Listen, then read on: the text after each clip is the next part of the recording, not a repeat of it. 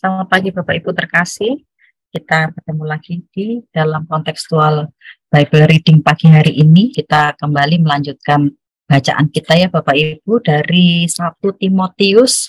Hari ini kita sampai pada pasal yang ke-6. 1 Timotius pasal yang ke-6, ayat pertama sampai ayat yang ke-21. Dipersilahkan Bapak Ibu. 1 Timotius pasal 6. Semua orang yang menanggung beban perbudakan hendaknya menganggap Tuhan mereka layak mendapat segala penghormatan, agar nama Allah dan ajaran kita jangan dihujat orang. Jika Tuhan mereka seorang percaya, janganlah ia kurang disegani karena bersaudara dalam Kristus, melainkan hendaklah ia dilayani mereka dengan lebih baik lagi, karena Tuhan yang menerima berkat pelayanan mereka ialah saudara yang percaya dan yang kekasih. Ajarkanlah dan nasihatkanlah semuanya ini. Jika seorang mengajarkan ajaran lain dan tidak menurut perkataan sehat, yakni perkataan Tuhan kita, Yesus Kristus, dan tidak menurut ajaran yang sesuai dengan ibadah kita, ia adalah seorang yang berlagak tahu, padahal tidak tahu apa-apa. Penyakitnya ialah mencari-cari soal dan bersilat kata yang menyebabkan dengki, sidera, fitnah, curiga. Percecokan antara orang-orang yang tidak lagi berpikiran sehat dan yang kehilangan kebenaran, yang mengira ibadah itu adalah suatu sumber keuntungan. Memang ibadah itu kalau disertai rasa cukup memberi keuntungan besar, sebab kita tidak membawa sesuatu apa ke dalam dunia, dan kita pun tidak dapat membawa apa-apa keluar. Asal ada makanan dan pakaian cukuplah. Tetapi mereka yang ingin kaya jatuh ke dalam cobaan, dalam jerat dan ke dalam berbagai nafsu yang hampa dan yang mencelakakan, yang menenggelamkan manusia ke dalam keruntuhan dan kebinasaan. Karena akar segala kejahatan ialah cinta uang, sebab oleh memburu uanglah beberapa orang telah menyimpang dari iman dan menyiksa dirinya dengan berbagai duka. Tetapi engkau, hai manusia Allah, jauhilah semuanya itu. Kejarlah keadilan, ibadah, kesetiaan, kasih, kesabaran, dan kelembutan. Bertandinglah dalam pertandingan iman yang benar, dan rebutlah hidup yang kekal. Untuk itulah engkau telah dipanggil dan telah engkau ikrarkan ikrar yang benar di depan banyak saksi. Di hadapan Allah yang memberikan hidup kepada segala sesuatu, dan di hadapan Kristus Yesus yang telah mengikrarkan ikrar yang benar itu, juga di muka Pontius Pilatus, kuserukan kepadamu. Turutilah perintah ini dengan tidak bercacat dan tidak bercela, hingga pada saat Tuhan kita Yesus Kristus menyatakan dirinya, yaitu saat yang akan ditentukan oleh penguasa yang satu-satunya dan yang penuh bahagia, Raja di atas segala raja dan Tuhan di atas segala Tuhan. Dialah satu-satunya yang tidak takluk pada maut, bersemayam dalam terang yang tak terhampiri. Seorang pun tak pernah melihat dia, dan memang manusia tidak dapat melihat dia. Baginya lah hormat dan kuasa yang kekal. Amin. Peringatkanlah kepada orang-orang kaya di dunia ini agar mereka jangan tinggi hati dan jangan berharap pada sesuatu yang tak tentu seperti kekayaan, melainkan pada Allah yang dalam kekayaannya memberikan kepada kita segala sesuatu untuk dinikmati. Peringatkanlah agar mereka itu berbuat baik, menjadi kaya dalam kebajikan, suka memberi dan membagi, dan dengan demikian mengumpulkan suatu harta sebagai dasar yang baik bagi dirinya di waktu yang akan datang untuk mencapai hidup yang sebenarnya. Hai Timotius, peliharalah apa yang telah dipercayakan kepadamu. Hindarilah omongan yang kosong dan yang tidak suci, dan pertentangan-pertentangan yang berasal dari apa yang disebut pengetahuan, karena ada beberapa orang yang mengajarkannya dan dengan demikian telah menyimpang dari iman. Kasih karunia menyertai kamu. Terima kasih Bapak Ibu sekalian. Ya, di pasal yang ke-6 ini kita melanjutkan surat Rasul Paulus kepada Timotius. Kembali Paulus ini menyampaikan beberapa hal, beberapa peringatan untuk Timotius lakukan atau sampaikan kepada jemaat yang dibimbing ya. Di ayat yang pertama dan ayat yang kedua di sini Rasul Paulus menekankan relasi antara budak dan tuannya. Di sini dikatakan mereka yang menanggung beban perbudakan hendaknya menganggap tuan mereka layak untuk menerima segala penghormatan. Apalagi kalau tuannya ini didapati adalah seorang percaya. pada saat itu orang percaya itu begitu disegani gitu ya. Orang percaya ini dianggap penuh kasih, orang percaya ini dianggap penuh hikmat dan pengetahuan, sehingga orang-orang yang semacam ini memang layak untuk menerima pelayanan yang lebih dari bawahan mereka, dari para budak. Tujuannya apa? Tujuannya supaya nama Allah itu dimuliakan. Di sini kita mendapat satu pelajaran bahwa baik itu antara tuan maupun budak, baik itu antara atasan maupun bawahan, ciptakan suatu relasi yang indah, relasi yang baik, sehingga relasi yang indah, relasi yang baik ini mendatangkan kemuliaan bagi Tuhan. Orang-orang melihat, oh ternyata orang-orang di dalam Kristus itu adalah orang-orang yang penuh kasih, orang-orang yang saling memperhatikan, orang-orang yang saling menganggap saudara satu dengan yang lain. Jadi melalui ayat 1-2a ini kita belajar, saudara dan saya belajar bagaimana kita ini memposisikan diri dengan baik, memposisikan diri sebagai atasan atau memposisikan diri kita sebagai bawahan, salinglah mengasihi, salinglah memberikan penghargaan, khususnya untuk kita sebagai bawahan terhadap atasan kita. Seganlah kita kepada atasan kita, apalagi kalau atasan kita itu orang percaya.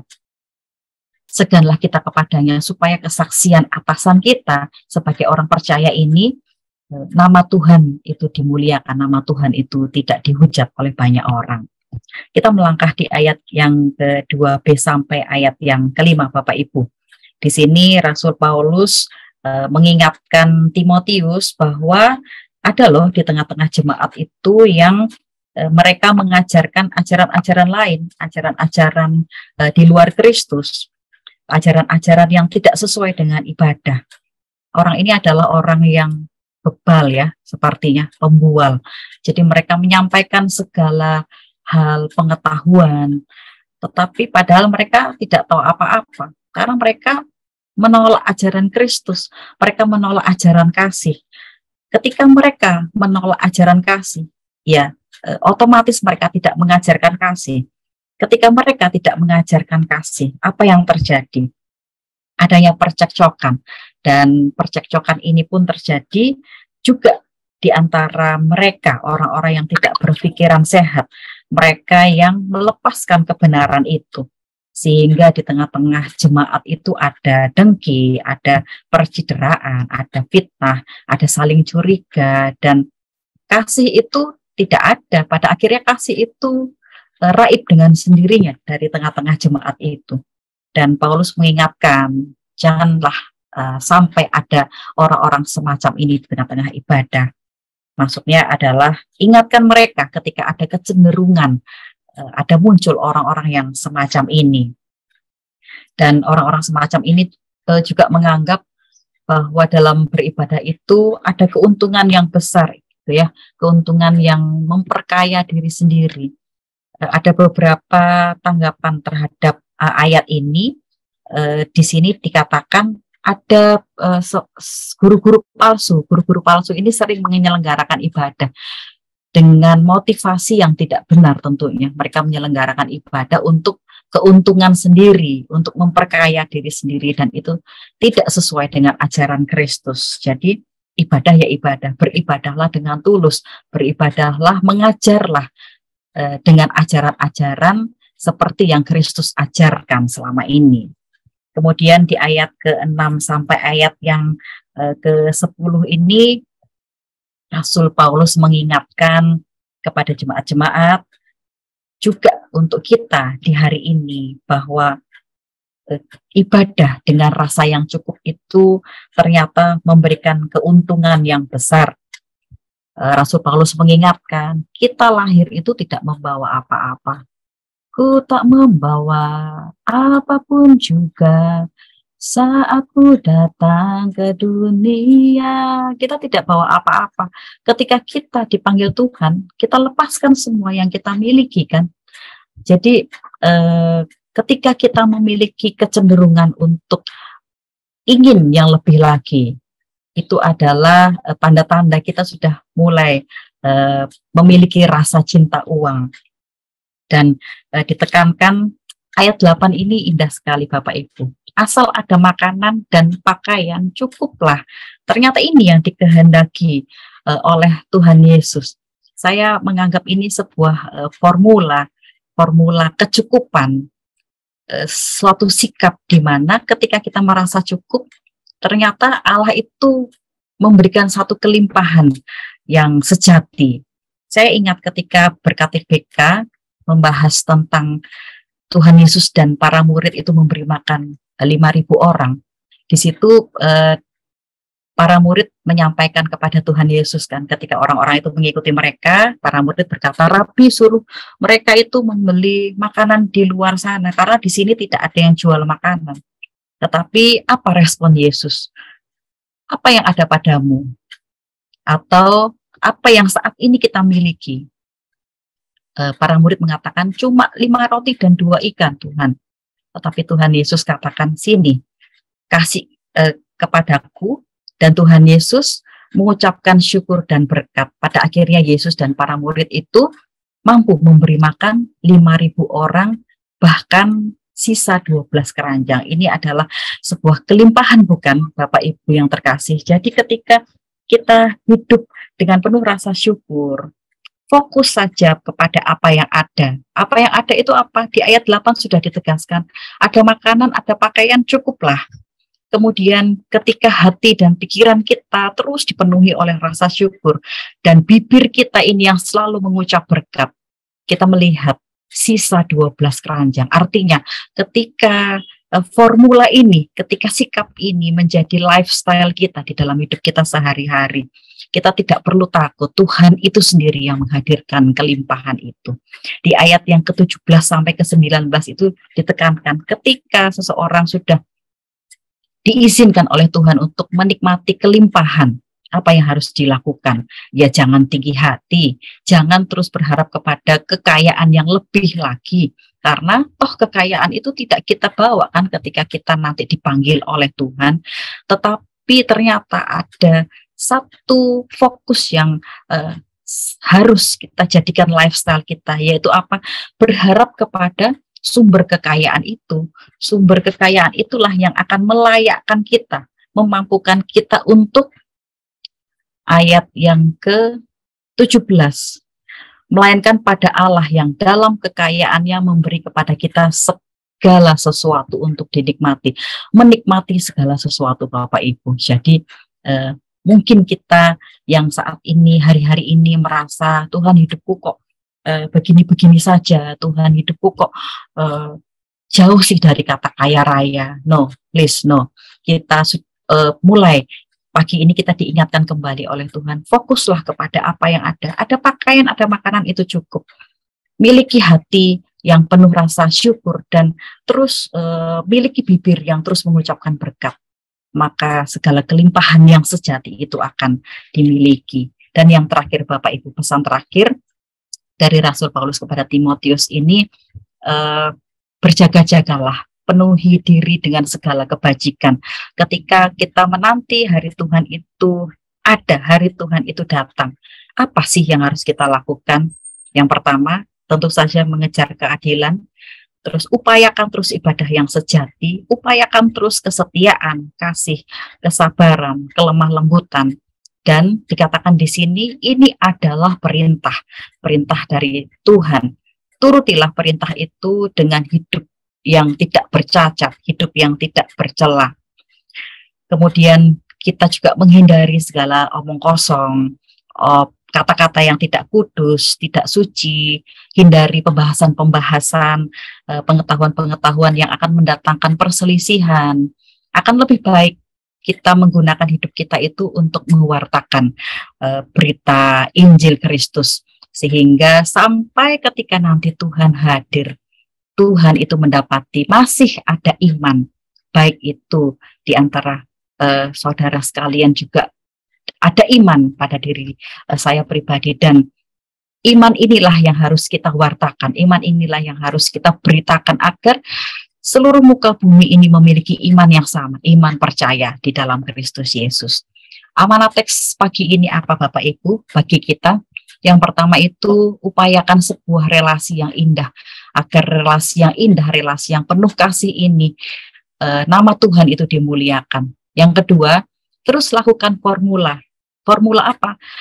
Fokus kepada apa yang ada dan miliki hati dan pikiran yang penuh syukur dan bibir yang terus mengucapkan berkat. Ini adalah formula kelimpahan versi Yesus Kristus.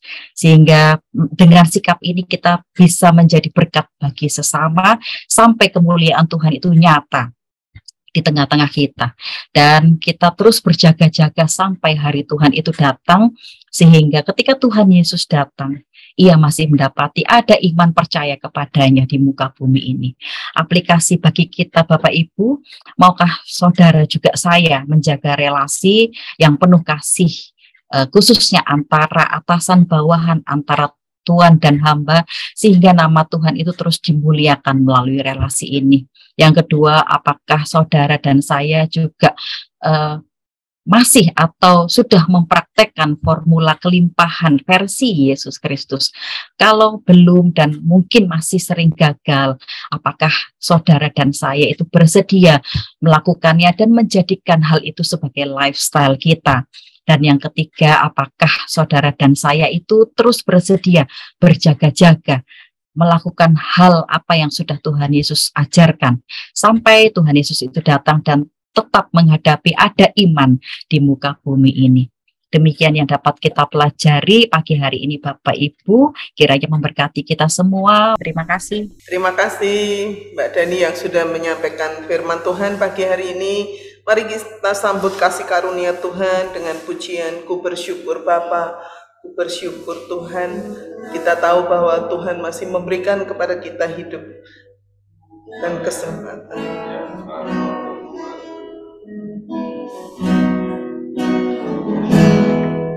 Hanya yang Kau berbuat di dalam hidupku,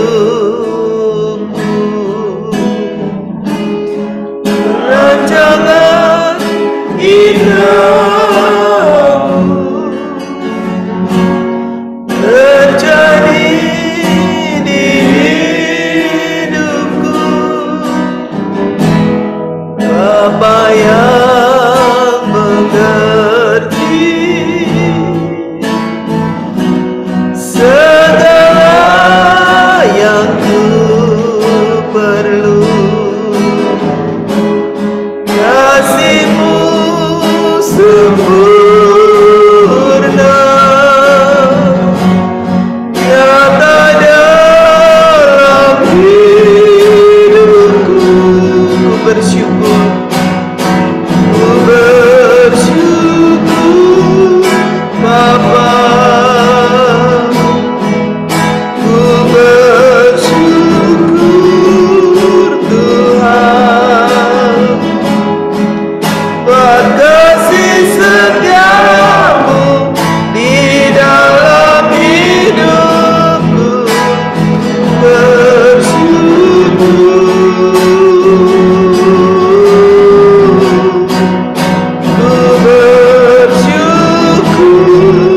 Bapa, ku bersyukur Tuhan, buat kasih setiamu di dalam hidupku. Ku bersyukur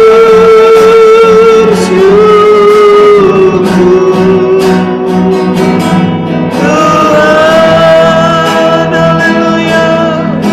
Mari kita bersyukur kepada Tuhan karena kita boleh diberikan kesempatan untuk memiliki relasi yang baik, baik kita sebagai tuan maupun sebagai hamba, supaya kita terus boleh setia untuk terus menjaga relasi yang baik dan memuliakan Tuhan dalam setiap relasi kita. Kita juga terus berdoa supaya Tuhan menolong kita, memberikan kita kesempatan, dan Tuhan terus memberikan kepada kita kekuatan untuk kita berjaga menanti hari kedatangan Tuhan. Mari kita bersama berkomitmen.